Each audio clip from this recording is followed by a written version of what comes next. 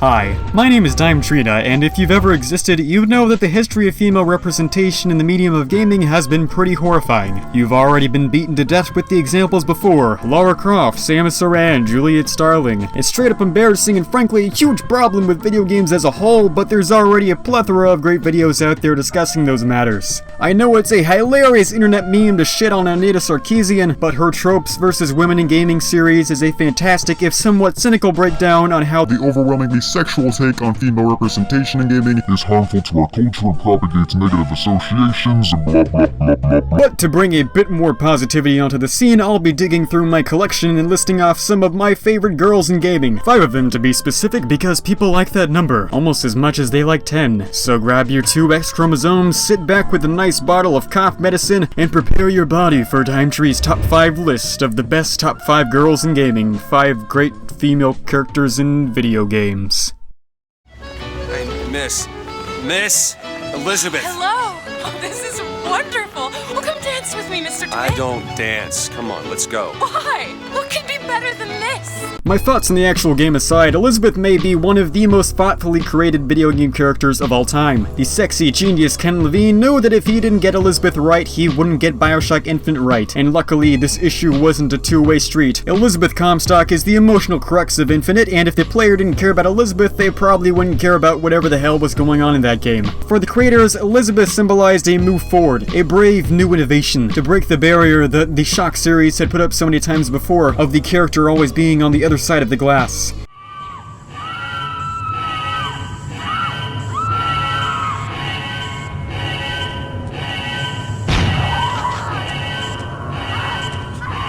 In the end, what separates a man from a slave? Money? Power? No. A man chooses. A slave obeys.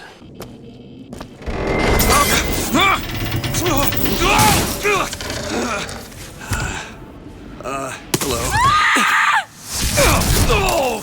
For me personally, Elizabeth turned a mostly mediocre experience into a quite enjoyable one, journeying through this incredible imaginative world not with a brainless robot, but with a friend. A sexy friend. Look, I know I dropped that Sarkeesian bomb earlier and I'm gonna get shit for it in the comments, but I gotta love that low-cut top. Elizabeth not only represented a step forward for the Shock series, but something much bigger. It signified a shift in how developers thought of AI partners as a whole. You only have to look back at literally any landmark title released before 2013 and compare it to the stuff we see now to notice the trends. In Resident Evil 4, the best game ever, when your AI companion Ashley wasn't being kidnapped by giant flying bug fuckers, she was probably hiding inside of a dumpster because you were sick of dealing with her bullshit. Half-Life 2's Alex Vance gets lauded around pretty often as an example of a good AI partner, and by that most people mean that she would run alongside you pecking away at enemies with her cute little pea shooter. I like to call this method of programming AI partners the I can help too approach. Later, Metro 2033 picked up the ball and took it so far in the other direction that it left the fucking playing field and fell into the kiddie pool. They might as well have binded the fire button to one of the function keys for how often you actually needed to use it. But then Bioshock Infinite came out and suddenly we were all like, whoa, holy shit, Ellie can tell dad jokes and shiv enemies on her own! What the balls? D-Horse can poop on command to distract enemies, no way! But Elizabeth's groundbreaking role as a portable vending machine is not why she's on this list. Elizabeth's clever implementation into the game's story and environment added on yet another incredible layer of depth to the game's writing. Upon taking Elizabeth from her life of entrapment and making her way out of the city, it starts to sink in just how wise this girl raised in captivity is compared to the average free citizen of Colombia. Man, they hate black people?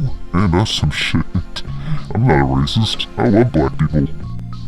My cat is black. I killed a white guy once.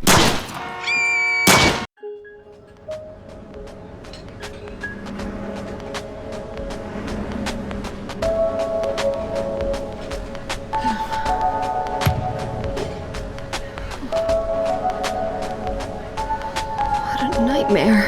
This just in, Silent Hill is great, and those bruised eyes do strange things to my body. Heather Mason might be one of the most beautifully accurate representations of a teenage girl I've ever been witness to. I mean, she's obviously got a few issues, at least beyond the whole cult wanting to impregnate her with the new god thing and her father being a bit more dead than usual, but you know what I mean. She's not used to being independent, she has the occasional temper tantrum, she's a bit weirded out by all the freaky vagina monsters she comes across, even though she does that Silent Hill protagonist thing of brushing it off a bit more casually than they probably should. I mean, I wouldn't have a full-on mental breakdown if I got assaulted by a walking penis baby, but that's not really an okay thing, and I think I'd react a bit more strongly than this. Silent Hill 3's Heather Mason is an especially strong example due to the game dealing with the most horrific theme of all, pregnancy, and more broadly, being a teenage girl. Ever wonder why Heather doesn't have to be in Silent Hill to see the monsters? Being a teenager is a fucking everlasting nightmare! Even more interestingly is how, through the psychological nature of the game, Silent Hill 3 is able to emulate the experience of being a teenage girl through the gameplay and presentation. Through subtly integrated associative learning, the game instills a negative correlation in the player towards subjects such as fashion, mirrors, and telephones, helping players of all ages and genders to empathize with and put themselves into the shoes of the game's adolescent protagonist. Okay, I'm scared now, I'm scared! Through these means, Heather Mason not only exceeds as a great female character, but as a great character in general. There's really nothing too special about Heather as a person, but the way in which the player is forced to empathize with this girl that they're probably going to be stuck with for up to 8 hours is really incredible. What makes Heather Mason a great character can't be simply attributed to some personality quirk or gameplay gimmick. Every aspect of the game is directed towards exploring the subconscious of the character, and by extension, that of the player themselves. And that might bring up some weird feelings that you might not have known you had, but whatever. Next girl.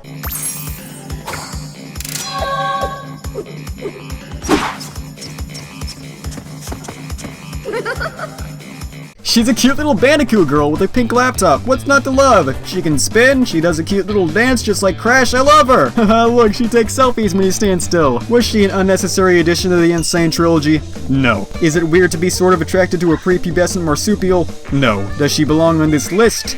Yes.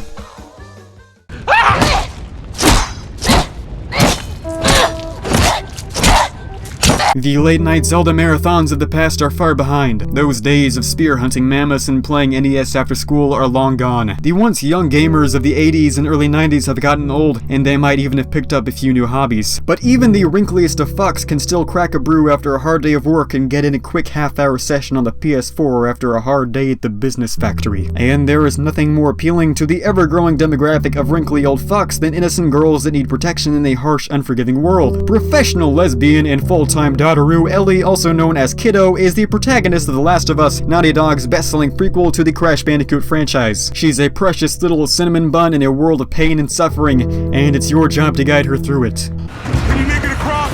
I can make it!